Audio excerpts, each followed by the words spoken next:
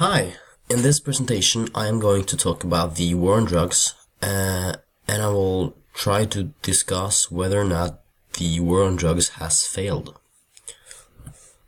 So I will start by going through the history of this conflict. Then I will try to look at both current and future consequences of the war on drugs. And I will end my presentation by talking about possible solutions and how the war on drugs can be improved. So when we look at the history of the war of drugs, we have to go way back, because drugs has always been a huge part of our society, and drugs has been used both for medical and spiritual purposes for thousands of years. But it wasn't before the late 1960s that the US government really started to focus on battling drugs, according to an article by Drug Policy. And the 1960s, often referred to as the hippie era, in this time, drugs were sort of a symbol of youth and of rebellion, and drugs became more and more popular and common among youths, and the U.S. government started to look at this as a problem.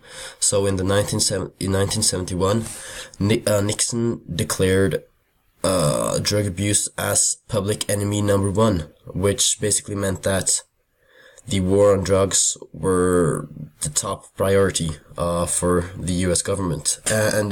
On this picture, you can see President Nixon signing the declaration. And 10 years later, in 1981, President Reagan he expanded Nixon's operation, and Ronald Reagan wanted to focus on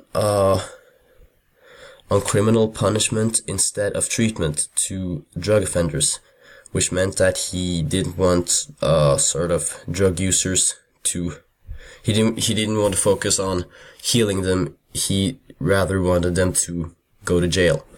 And he also started a campaign called Just Say No, which was channeled to the kids. And this campaign was made to reduce the number of kids trying drugs. And then if you look at the war on drugs today, according to an article by Vox, the government spends over $51 billion each year in this war. So when we look at the consequences of this war and whether or not we can say that the war on drugs has failed, we have to look at what the ultimately the goal of this war was. And according to a YouTube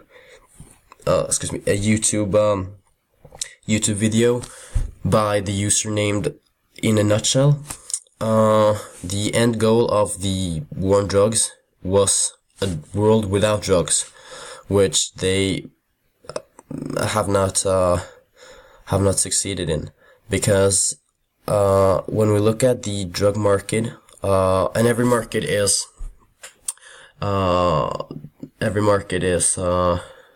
created by supply and demand, right?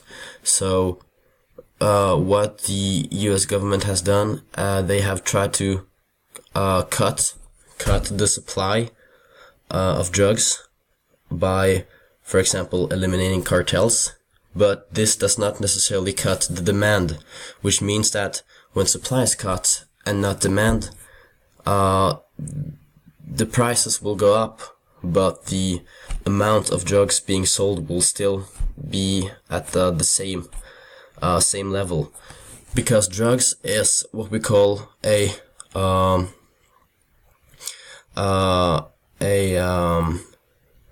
not a price sensitive product, because people will buy drugs no matter what they cost. There is no substitute for drugs. So drug addicts will, no matter how much the price will rise on drugs, they will still be able to buy it. So by the government cutting off the supply does not mean that less people get drugs. We can also look at what we call the balloon effect, because when the government cuts down or shuts down sort of one cartel, another cartel or another market will open a different place. This is called the balloon effect, because if you push down on a balloon, the air will go, it will be less air where you kind of push, but the other part of the balloon will expand, so it will still be the same air in the balloon total.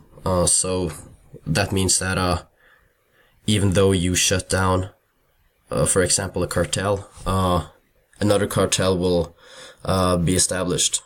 So, according to an article by the New York Times, the war on drugs has actually increased crime as I talked about. The war on drugs has pushed the prices of drugs upwards, which creates fuel for gangs and cartels.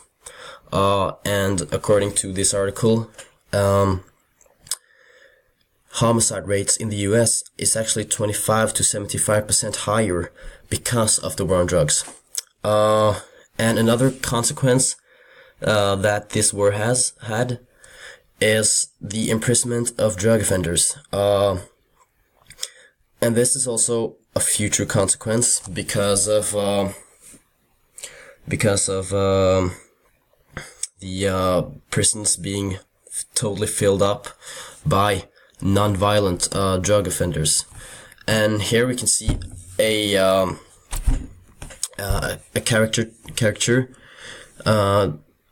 depicting this situation, as we can see non-violent offenders are being kind of put in jail, and this is kind of the result of the war on drugs.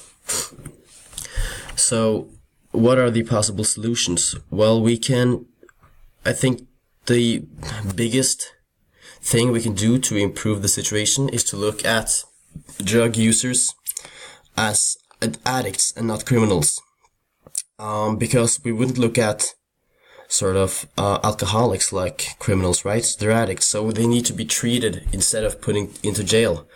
So we need to open more treatment centers instead of putting all the drug offenders in prison, because when they get in prison, they wouldn't necessarily learn to get rid of the addiction.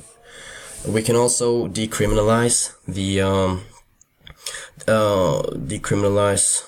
having a small amount of, for example, marijuana. So it will be legal to obtain a small amount of marijuana. Therefore, those people will not go to jail. Because less demand will mean, or if we open treatment centers, more people will be cured. Therefore, less people will demand drugs, which will ultimately result into less crime. Because when the demand goes down, the supply will always also go down. Therefore, the gangs and cartels, drug cartels, will not have enough resources to, for example, buy weapons, stuff like that. So here are my sources. I used a lot of articles explaining the war on drugs. I also used the one YouTube video, as I explained, and a Wikipedia site on the war on drugs. And these are my picture sources. So, thank you very much.